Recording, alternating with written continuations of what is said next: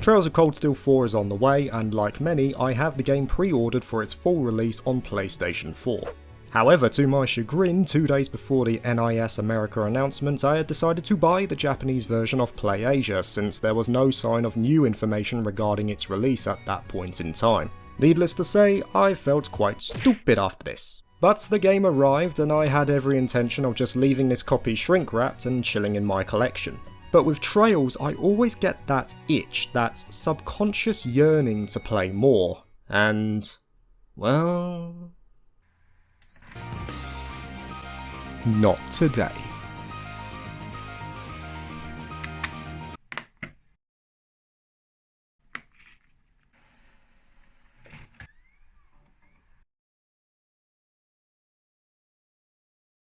Yes, I gave in to my desire, and there were 2 main reasons why this impulse to play was so strong. Of course, anyone who has played Cold Steel 3 will know about that cliffhanger ending. You're at the edge of your seat, things are getting real, and I still haven't forgiven them.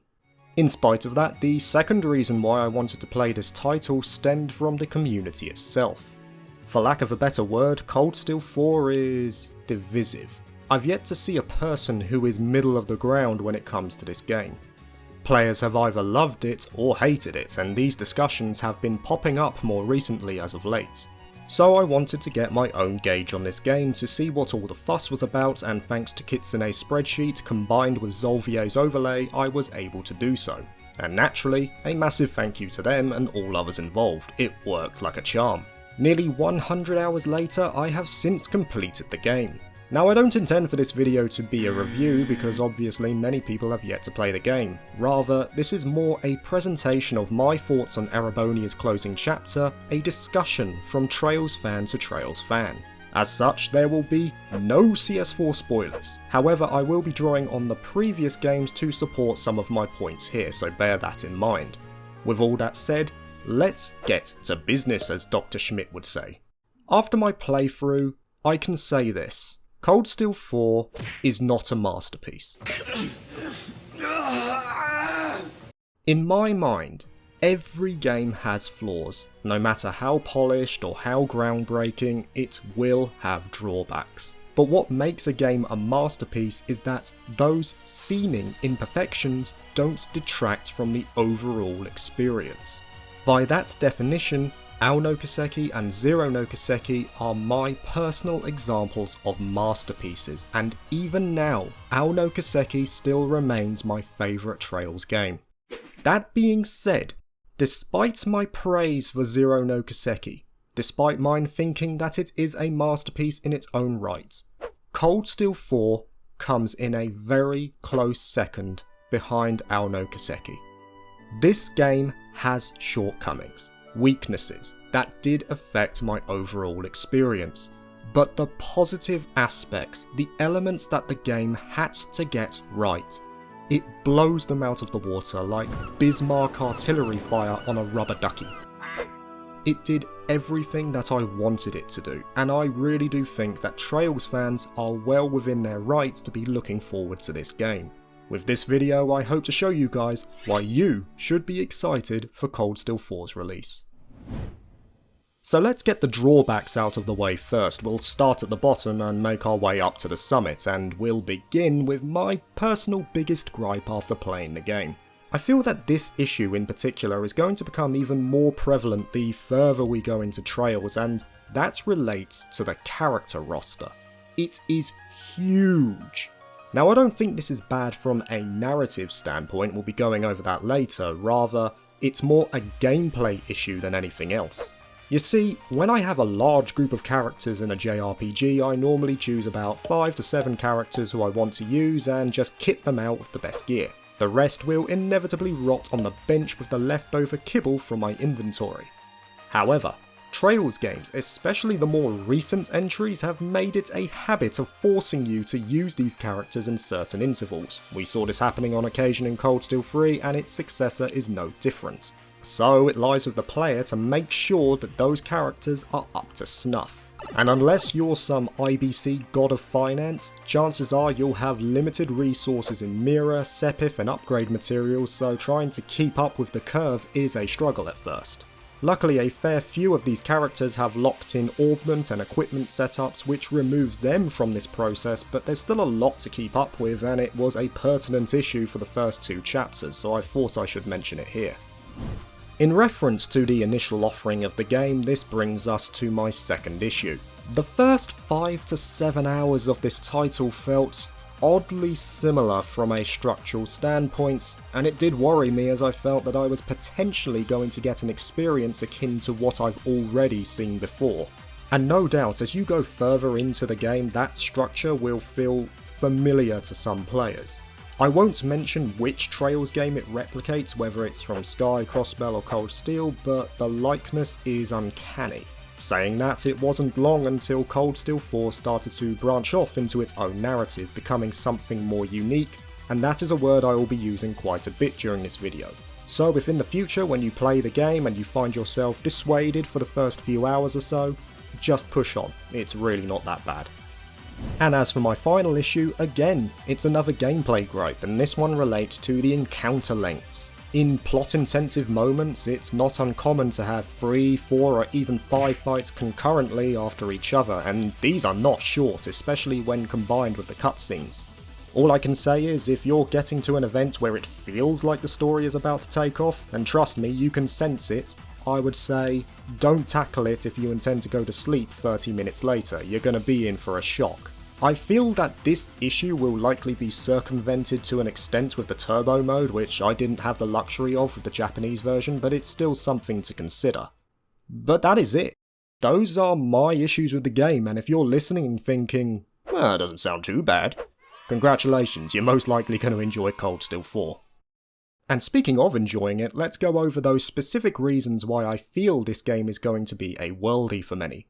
A worldie means a good goal in football for my American viewers. First off, story. My goodness. I loved this journey from start to finish. It was an amazing end to not only the Cold Steel arc, but also to this chapter of the overarching story, hence why the Japanese version is called End of Saga. What I mean is that these plot points from the likes of Sky, Crossbell and Cold Steel have fused into this final narrative which was started by Cold Steel 3 and subsequently concluded by Cold Steel 4. It closes out many of the long-running narratives from previous games while also keeping various plot points open or just straight up creating new ones for the future. This is ultimately where Cold Steel 4's unique nature as a Trails game comes into play. Now before we delve in, I want to go back to Ao no Kiseki and why I loved that title so much. In Ao you had the complex politics, you had the international relations, the scheming, the fantasy elements, and they all worked together in tandem to create an atmosphere of suspense and pressure, which meant that the story itself was always perpetually moving forward. You were naturally looking to the next big reveal and it never really let up despite maintaining a slower but deliberate pace. In Cold Steel 4, you're not getting those elements, not to the same level at least. And the reason for that is, the foundation has already been laid down. This is not a case of setting the stage anymore, all the scheming has been done, the secrets have been revealed, and now it's simply a case of all-out war. You're still getting elements of the 4D chess that is a key plot point in other titles, but Cold Steel 4 is mainly surface level and it feels like the restraints have been let loose in this game. It's still a slow burner from a typical JRPG perspective, but from a Trails viewpoint, the pace of this game is relentless, and I love this change of tune because it makes sense thematically. This is no longer a story confined to one land, this is a potential continent-wide issue and the game does a superb job at conveying that to the player. You really feel the interconnectivity of the world here. By leaning on the foundation that's already been set by the previous games, Cold Steel 4 is free, so to speak, to just go all out. The foreboding atmosphere and the urgency of the situation is still there like Ao no Kiseki, but it just delivers it in a different way. And it's not just the action that is delivered well here either. The emotional scenes in this game, the ones that really were meant to hit you in the feels, they were done masterfully. I'm not gonna hide it, the man's ears were close to flowing several times during my playthrough and it takes a lot for a game to make me emotional for, as an Englishman, I possess a heart of stone. But the amount of times I just felt those waves of emotion rush over, whether it be from a heartfelt scene or an epic moment, they happened more frequently in Cold Steel 4 than any other Trails game, and in my opinion, it is peak storytelling. And with a top-notch story, of course you're going to need the cast to back it up. As said previously, Cold Steel 4 boasts a massive cast of characters, but that is not an issue from a narrative standpoint, because like the story, the foundation has been set for these characters in the past games. We know their backstories, we know their struggles, their ambitions, and now it's a case of watching those morals come into play, thus understanding what these characters are fighting for and why they decide to take their chosen path in these turbulent times. Now with such a large cast, you cannot develop all these characters, it's just not possible if you want any sort of satisfactory closure to these story arcs. And Falcom were aware of this. What Cold Steel 4 does very well is that it realises what characters are taking centre stage in this game, what characters will need the development in relation to previous events. With that knowledge, it does these characters justice, and in light of this I will use everyone's favourite protagonist in Reen as my example. Now I know Reen gets a bit of flack from the fandom, especially when compared to the likes of Estelle, Lloyd and even Kevin, and I will say that for my own tastes he's not as endearing as the three mentioned prior, but despite that I still see him as a well written character overall, in that he's the opposite to the likes of Estelle and Lloyd. For reference, if we look at Estelle first, initially she wants to become a bracer, that then shapes into a desire to become stronger for her loved one, and then that becomes a wish to save yet another unfortunate soul. She's a character who is the personification of sunshine, and like the sun, she is continually moving forward and lighting up everyone's day. And Lloyd, I would argue, is the most determined individual of the lot. Initially he wants to surpass his brother by overcoming the barriers surrounding Crossbow, and eventually that moulds into a desire to gain independence for the state. Both of these characters are clearly driven and motivated, and they only lose sight of their goals in fleeting moments. From the start of Cold Steel 1, this is clearly not the case with Reen, and it becomes painfully obvious when compared to other members of Class 7. Laura has the Arcee style, Eustace has the Alberea dukedom, Melissa is the heir to the Rhineford group, Gaius has the wind. Compared to these people, Reen knows he comes well short. He's an empathetic guy who looks to help others, but he doesn't have his own path, and that eventually manifests into a misguided decision to leave the Schwarzer family in Cold Steel 1 because he feels he is bringing unnecessary trouble to his adoptive family. That empathy though becomes a key driving force of Reen's character, in that he always shoulders the burden upon himself, for better or worse. Throughout the likes of Cold Steel 1, 2 and 3, our man Reen seems to consistently be at rock bottom, pretty much becoming one with the graphite by the end of Cold Steel 3. He has a wretched existence throughout most of Cold Steel, and the poor guy just can't really catch a break, so it's really fulfilling to see his arc, at least in Cold Steel, end in a satisfactory way. And this treatment of Reen also translates to the other characters taking centre stage. Put it this way, by the end of Cold Steel 3, a lot of these characters were mid-tier to just above average on my personal spectrum. Come the end of Cold Steel 4, those same characters either jumped up a few tiers or went down quite a lot, not because of bad writing, but simply because they were detestable characters. And this facet of the game, along with the story, I felt that Cold Steel 4 had to get it right, and it delivered on these aspects with flying colours. These two elements alone in my mind make Cold Steel 4 a success, but there are definitely more things to love about this game. Moving on, the soundtrack. It's no secret that I am a huge fan of the work that Sound Team JDK does for their games, and it's no different in Cold Steel 4. I will say there are a few tracks which I feel are a bit misplaced, but most of the songs are top quality. For me personally, the battle theme for Cold Steel 4 is the best in the series, better than Over the Barrier, better than Find the Truth. I never got tired of it, and it's on my phone to pump iron to when the gyms finally open again. I say pump iron, I mean, struggle to pump iron. I'd say the overall quality of this soundtrack is about what you would expect from any Falcom title. Next, the side quests. So, the main story of Cold Steel 4 is shorter than Cold Steel 3, but it makes up for that in optional content. And I put optional in quotation marks here because many of these were quite important as a fan of the series. Sure, some of the side quests are generic, but many of them develop story arcs further, cement the relationships that certain characters have with each other, or my personal favourite, draw on past events to add even more to that particular sub-narrative. Really guys, I'm not joking, I think many of these are important, but one in particular is very important, and it's within your interest to do those side quests if not only to do this specific one. Following on from that, it's not just the side quests themselves, there are side events sprinkled all throughout the world, and though they're short, they also do a great job in aiding character development.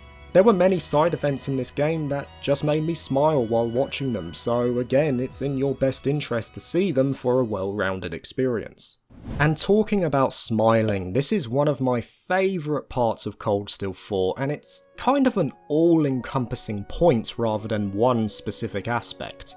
And that is in regards to the overall experience. It feels so rewarding to play Cold Steel 4 as a Trails fan.